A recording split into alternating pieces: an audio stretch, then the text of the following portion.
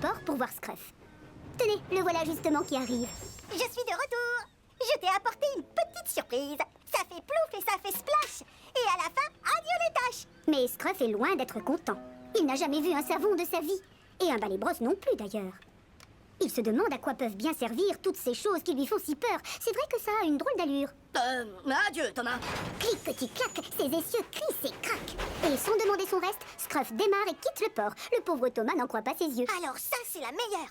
Scruff a peur d'être lavé. Je dois vite le rattraper, tant pis si mes pistons éclatent.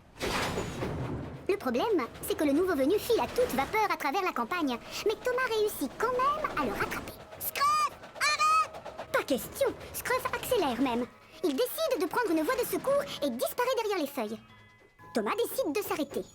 Il regarde la voie de secours, mais hélas, aucune trace de la locomotive verte. Soudain, Thomas aperçoit un petit nuage de vapeur qui s'élève au-dessus des arbres. Il comprend aussitôt que Scruff s'est caché derrière un buisson. Scruff, réponds! Scruff refuse de lui dire où il est. Pas question non plus de sortir de sa cachette. Au même moment, Gordon fait son apparition avec l'Express derrière lui. On peut savoir ce que tu fabriques? Scruff, le déchiqueteur s'est caché. Tout ça parce qu'il a peur d'être lavé. Tu peux m'aider? Tu ne peux pas trouver une idée pour le convaincre de sortir de sa cachette? Ah, je sais.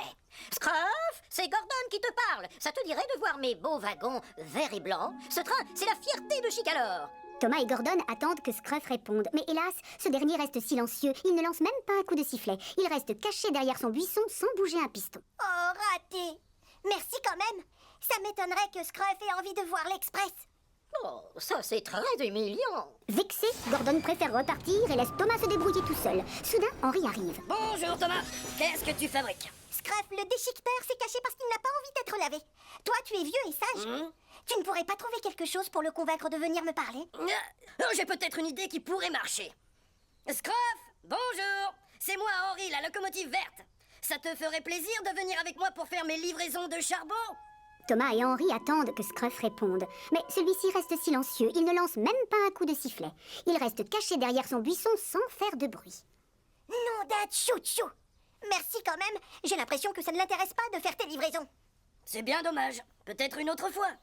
Et le voilà qui redémarre dans un grand nuage de vapeur. Mais il est vite remplacé par Percy qui passait par là. Bonjour Thomas.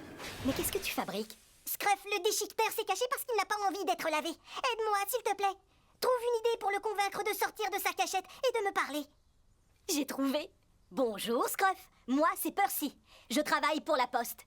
Mes wagons sont en bois peint en rouge et il y a plein de drôles de colis à l'intérieur. Tu ne veux pas les livrer avec moi?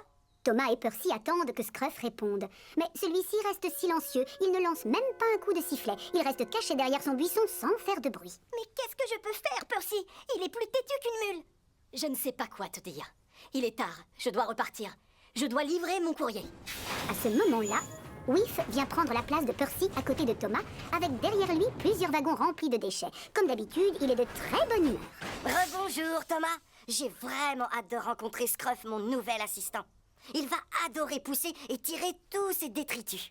Et hop, Whiff redémarre à toute vapeur, laissant le pauvre Thomas désemparé. Oh, c'est vraiment affreux.